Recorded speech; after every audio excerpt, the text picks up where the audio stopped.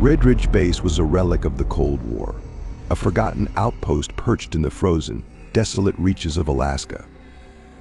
It was a place the government had built in secrecy, a site where military personnel were trained to endure the harshest of environments and prepare for scenarios that never came to pass. Now, decades later, it stood as a shadow of its former self, with a handful of soldiers rotated in for short shifts, assigned to keep an eye on the place for reasons no one was clear about. It was a base no one wanted to be stationed at, and most soldiers couldn't wait to leave. The long, winding road leading up to Red Ridge Base was cloaked in the thick fog of snow that fell relentlessly throughout the year. When we arrived, the night sky was obscured by heavy clouds, leaving the base eerily dark, with only the flickering lights of the decaying buildings offering any semblance of life. As we got out of the trucks and trudged toward the central barracks, the wind howled like a living thing, biting into our exposed skin. The place felt dead. The trees around us were bare, their branches twisted into unnatural shapes by the constant freeze. It was a kind of isolation that reached into the soul, leaving you feeling as though you were truly alone in the world. Our squad, led by Sergeant Walker, consisted of 6 men: Corporal Jameson, Private Lewis, Private Dixon, and the rest of us who'd been rotated in from Fort Wainwright. Walker was a seasoned veteran, tough as nails and unflappable. He'd served in Iraq and Afghanistan, and while he didn't say much about those tours, you could tell the man had seen horrors that most of us would never fully understand. He arrived at Red Ridge Base with the same grim determination he had brought to every other assignment. But even he wasn't immune to the oppressive atmosphere of the place. The base was a strange patchwork of old military bunkers, rusty fences, and decaying buildings. Some of them had been abandoned for years, their windows shattered by the unrelenting cold. The central barracks, which we were to call home for the next few weeks, looked like something straight out of a post-apocalyptic film. The paint was peeling, and the lights inside flickered erratically, casting long shadows across the corridors. The very first night we settled in, the silence was almost unbearable. The wind moaned through the cracks in the walls, but beyond that, there was nothing. No sounds of wildlife, no distant hum of civilization, just a cold, empty stillness that seemed to press down on us like a heavy weight. As the hours passed, I could feel my thoughts begin to turn inward, lost in the oppressive atmosphere. We gathered in the mess hall, trying to keep the mood light with some cheap jokes and banter, but there was a tension in the air that we couldn't shake. "It's just a few weeks," Guys Walker said, trying to reassure us.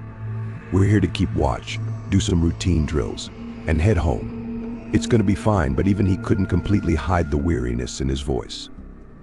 He'd been here before, and something about this place unnerved him, too. That night, we were assigned to our first shift of guard duty. Jameson was my partner, and we were posted along the eastern perimeter of the base, near the old supply warehouse. The night air was thick with the scent of pine and frost, and the soft crunch of our boots in the snow was the only sound that accompanied us. As we walked, the silence grew oppressive, the kind of quiet where every small sound felt amplified, like something was waiting to make itself known. Around midnight, we heard an odd, whistling sound. It was soft at first, almost like the wind, but then it grew louder, more distinct. I stopped dead in my tracks, heart hammering in my chest. Jameson froze next to me, his face pale in the weak light of our flashlights. The sound was eerie, almost like a lullaby being sung from the farthest corners of the base. It made no sense. There was no one else out here. No one should be. "Did you hear that?" Jameson whispered, his voice tight. I nodded, a cold sweat breaking out on the back of my neck. The sound continued, swirling through the trees and echoing off the walls of the nearby buildings. It was faint, like it was coming from far away, but it was so clear, so deliberate. We strained to hear, but after a few moments, it stopped as suddenly as it had started. The silence returned, even heavier now, like the sound had been sucked away by some unseen force. We continued our patrol, but the strange whistle kept playing in the back of my mind. When our shift ended, I didn't say anything to Walker. I didn't want to sound paranoid, and I knew Jameson would back me up if I brought it up. But I could see the unease in his eyes.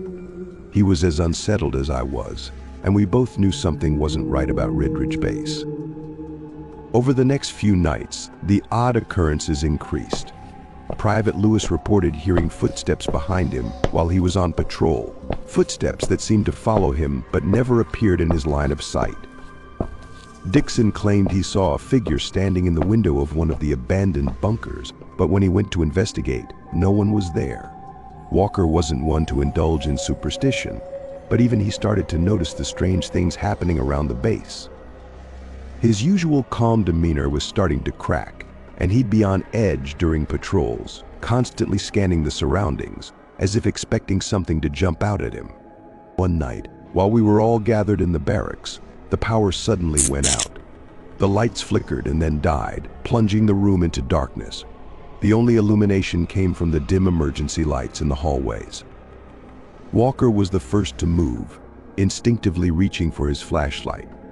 He clicked it on, but the beam barely pierced the darkness. We all gathered in the mess hall, waiting for the power to return, but it didn't.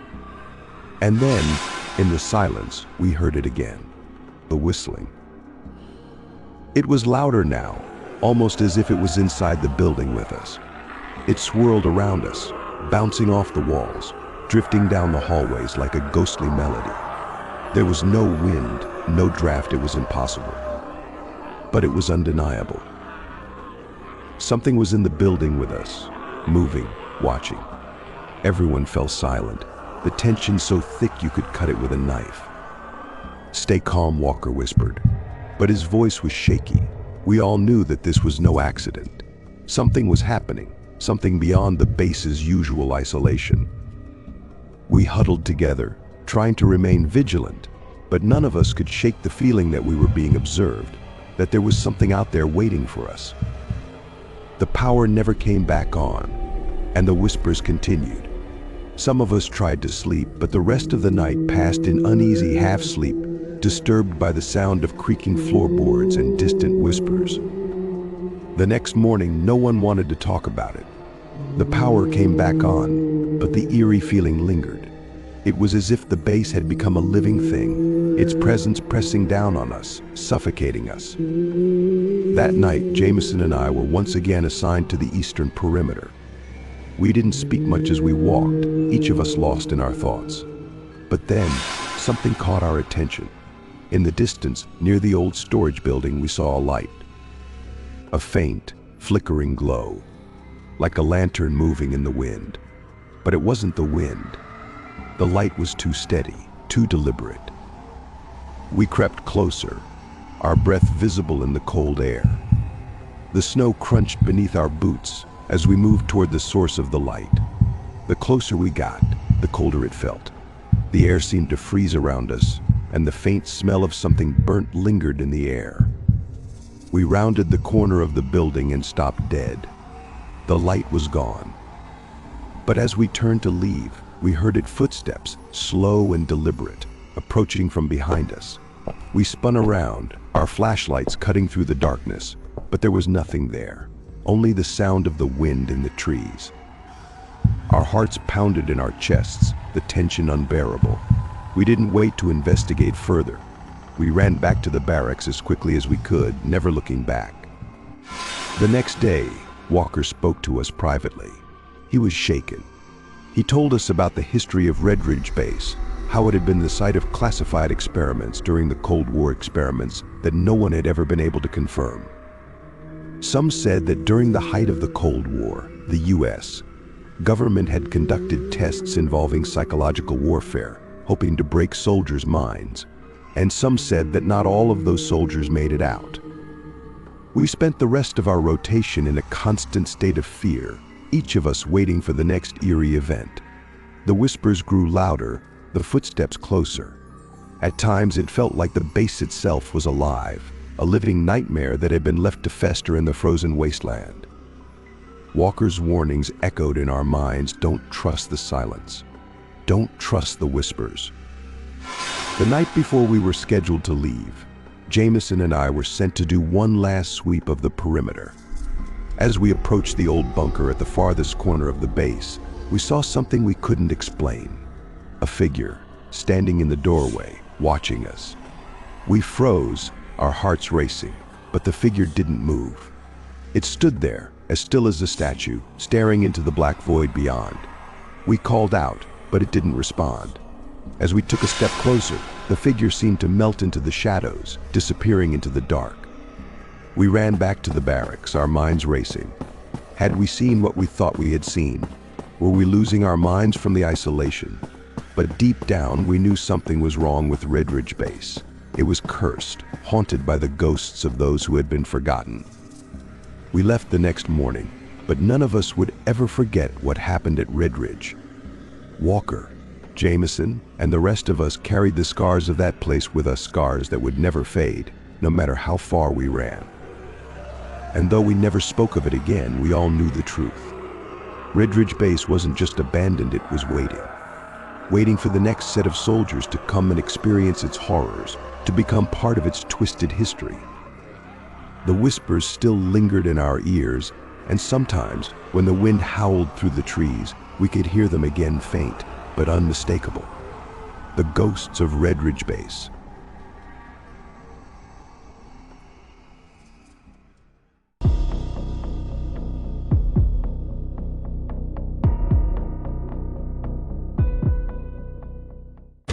This is the story of a night I'll never forget, a night that still haunts me to this day. It happened years ago when I was stationed at an Air Force base in Louisiana. I'll avoid mentioning the name of the base, but if you've been there, you'll likely recognize it from the details. I was assigned to this base in 2006, and like most new arrivals, I was quickly introduced to its many spooky legends. The stories seemed endless, each one creepier than the last. Some of the guys talked about a man in a top hat who supposedly haunted a long, dark dirt road near the storage area. People would claim they saw him walking that road late at night, his face hidden beneath the shadow of his hat. Others shared tales of a deranged man who had been hit by a patrol car and somehow vanished into the woods afterward.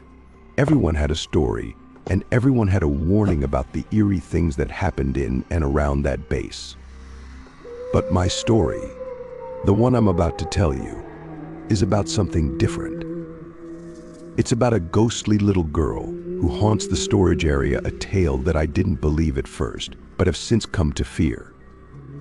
It all started on my second night on shift. I was partnered with an airman who had been stationed there for years, someone who knew the base inside out. As we drove around on our rounds, he told me the story of a little girl who had died in the storage area long before we ever arrived. According to him, this girl was visiting her dad one day while he was working on the construction of the storage area.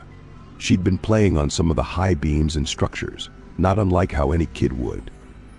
But tragically, she slipped and fell from one of the heights, losing her life. The details he shared were hazy, and I wasn't sure if he was just trying to scare the new guy. Yet there was something in his tone that made me believe he was serious, as if he had been there when it happened. Maybe he just wanted to make a point about respecting the area, or maybe he truly believed the story himself. Either way, he ended up driving us to the very spot where she supposedly fell, a spot that had grown over with weeds and looked entirely ordinary, save for the fact that it was oddly quiet. He turned off the engine and shut off the music, and we just sat there in the stillness. The air felt heavy, and my skin prickled with goosebumps. There was something about the silence that felt off. We stayed there for a few minutes, him grinning, probably hoping to spook me. But nothing happened, and eventually we headed back to finish our rounds. At the time, I shrugged it off as just another creepy story, but I never forgot the feeling I'd had sitting there in the dark. Fast forward 3 years. By now, I was well into my time at the base and knew it like the back of my hand. The storage area was mostly closed down, with only a few sections still requiring routine checks, but I was used to patrolling it by then. That night started off rough. Our regular patrol vehicle was in maintenance, so they handed us a cattle truck instead. A cattle truck for patrol duty, it was laughable, but we didn't have any other choice. The shift itself was slow, and by 4 a.m., it was time for our last check of the storage facility. To access this area, you had to go through two massive, heavy gates that took a while to unlock and lock. My partner, who we'll call Alpha, was driving while I handled the flashlight, checking the locks on each structure as we passed by. Everything felt normal as we went through our rounds, and we were chatting, trying to stay awake during those early morning hours. As we wrapped up, Alpha made the final turn onto Echo Street, the road where the girl was said to have fallen. I had driven down this street countless times by then, but tonight, something felt different. There was a sudden chill in the air, and the usual hum of the cattle truck's diesel engine seemed quieter, almost muted. Even the faint sound of the radio was barely audible, like it was slipping away into the stillness. About halfway down the road, I felt a strange sense of dread settle over me, a gut feeling that something was wrong. I brushed it off, focusing on the beam of my flashlight, but then I heard it, the faintest sound, barely more than a whisper. It was a groan, low and eerie, like someone in deep pain or distress. It was soft, almost too quiet to notice, but it sent a chill down my spine. My heart raced as I turned to Alpha. "Did you hear that?" I asked, trying to keep my voice steady. He looked at me, confused, probably thinking I was messing with him. He kept driving, his foot easing off the accelerator as he looked at me. I hear what he asked, but before I could answer, the sound came again. This time, it was louder, a long, mournful groan that seemed to echo through the truck's cabin. Alpha went silent, his expression shifting from confusion to alarm. I quickly reached over and turned off the radio, hoping it would bring clarity to whatever we were hearing. The engine's low rumble filled the silence for a moment, and then, clear as day, we heard it again, a chilling, gasping moan that seemed to come from all around us, like it was both inside and outside the truck. It sounded like someone was struggling to breathe, their breath coming in long, desperate gulps. "What the hell is that?" Alpha whispered, his voice shaking. We sat there in shocked silence, both of us staring out into the darkness, trying to see if anyone was there. The cattle truck's headlights cut through the night, illuminating the empty road, but we couldn't see a thing. Just when I thought it might be over, the groan came again, louder and more insistent. It sounded closer now, almost as if it was right outside my window.